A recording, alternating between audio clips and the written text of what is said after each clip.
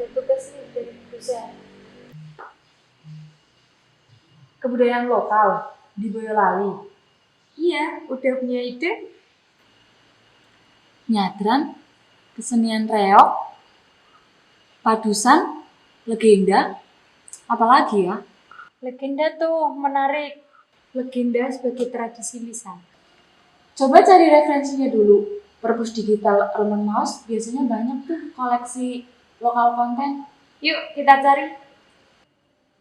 Nah, ketemu. Lokasinya di Urut Sewu, namanya Umbul Jeta. Dahulu kala, desa Urut Sewu yang bersebelahan dengan desa Sugihan dan berbatasan langsung dengan Kabupaten Semarang merupakan desa yang sangat subur.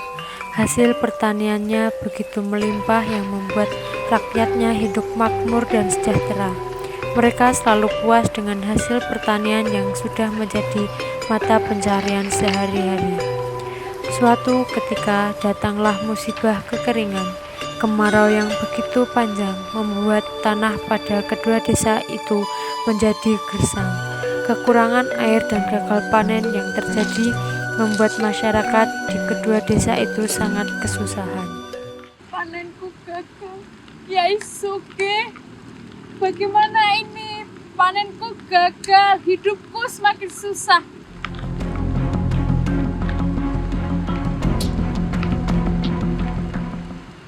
Kiai Cetak, kami sangat kekurangan air, Kiai. Bahkan untuk minum saja kami berebut, apalagi untuk mandi, menyuci, dan memasak. Dan untuk mengalir sawah juga sangat kurang, Kiai. Saya dengar di desa sebelah juga terjadi yang sama. Sebaiknya saya berdiskusi dengan Kiai Sugih untuk mencari solusi untuk masalah ini. Akan segera saya temui Kiai Sugih secepatnya. Karena masalah yang terjadi pada kedua desa tersebut, tokoh masyarakat desa Sugihan yaitu Kiai Sugih dan di desa Urut Sewu yaitu Kiai Jeta bersepakat untuk mencari solusi kekeringan yang melanda desanya. Saya dengar desa Sugihan mengalami hal yang sama dengan desa saya. Benar, Kiai, masalah ini harus segera diselesaikan. Menurut saya, kita harus mencari solusi dengan cara melakukan perjalanan menuju Gunung Merbabu ke arah barat. Baiklah, mari kita mulai perjalanan. Mereka berdua berjalan ke arah barat. Beberapa hari perjalanan, mereka menemukan sumber air yang begitu jernih dan deras airnya. Mereka pun beristirahat untuk minum dan membasuh diri.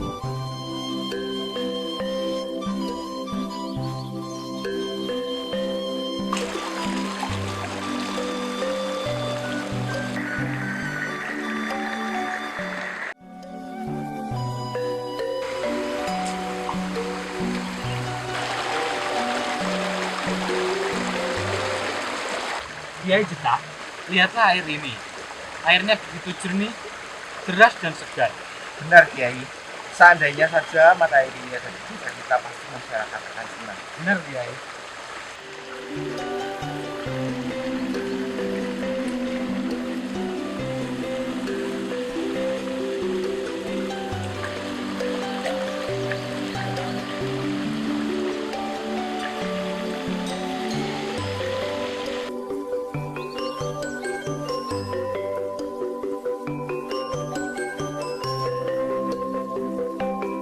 Setelah puas membasuh diri, Kiai Sugih dan Kiai Jeta menemukan makam seorang wali di dekat mata air tersebut yang dijuluki sebagai Ki Ageng Pantaran oleh masyarakat setempat.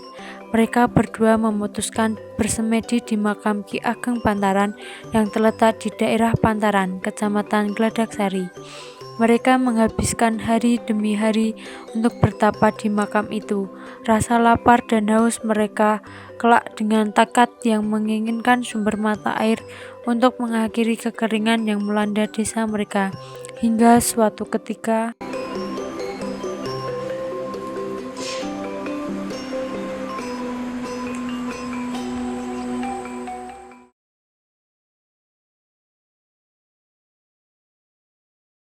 ambillah air satu tempayan yang berada di sekitar sini, lalu bawa pulang ke tempat asalmu, dan bawalah bergantian bila mana salah satu dari kalian merasa lelah. Jangan kalian bagi air ini menjadi dua. Dan ingat, jangan sekali menoleh ke belakang apapun yang terjadi.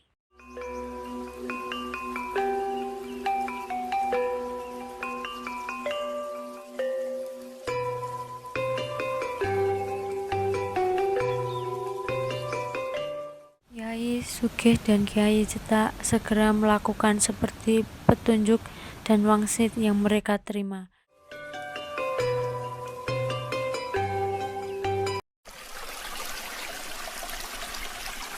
Mereka berjalan kembali menuju desa dan membawa tembayang itu saling bergantian.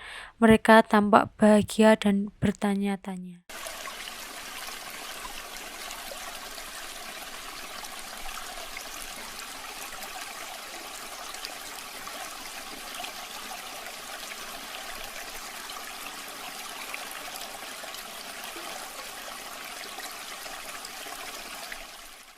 Kiai, apakah air satu tembayan itu cukup untuk masyarakat desa kita? Itulah yang saya pikirkan, Kiai. Apakah air satu tempayan ini cukup jika dibagi oleh masyarakat dua desa? Lalu bagaimana air tempayan ini tidak boleh dibagi menjadi dua? Gimana ya Kiai?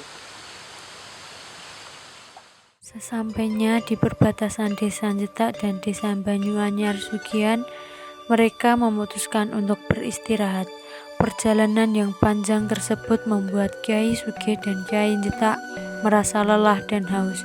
Mereka merasakan haus yang amat sangat sampai akhirnya mereka berebut untuk meminum air dalam tembayang terlebih dahulu. Hei Kiai, berikan air kepadamu. Mana boleh? Aku yang harusnya minum duluan. Mereka berkelahi begitu lama, namun tidak ada yang kalah dan tidak ada yang menang. Akhirnya mereka memutuskan untuk meneruskan perjalanannya.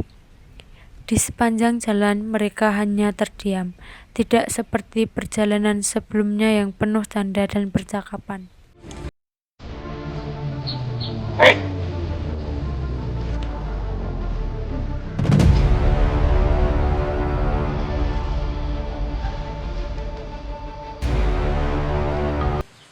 Apa gunanya kita berkelahi? Tak lama mereka mendengarkan ada suara yang memanggil mereka dari belakang. "Hai Kiai Sugih, hai Kiai Jetak." Mereka mulai berjalan melambat dan memperhatikan sekitar. Tanpa sadar mereka menoleh ke belakang. Seketika mereka melupakan wangsit yang diberikan tadi untuk tidak menoleh ke belakang.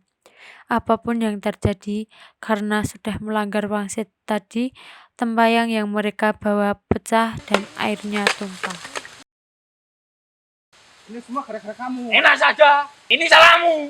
Kau duluan yang noleh. Aku tak melakukan apa-apa. Mereka berkelahi cukup lama, namun mereka berhenti ketika melihat tembayang yang tumpah tadi mengeluarkan begitu banyak air. Air tersebut mengalir semakin deras dan membentuk genangan yang cukup besar dan sampai mengalir ke daratan yang lebih rendah.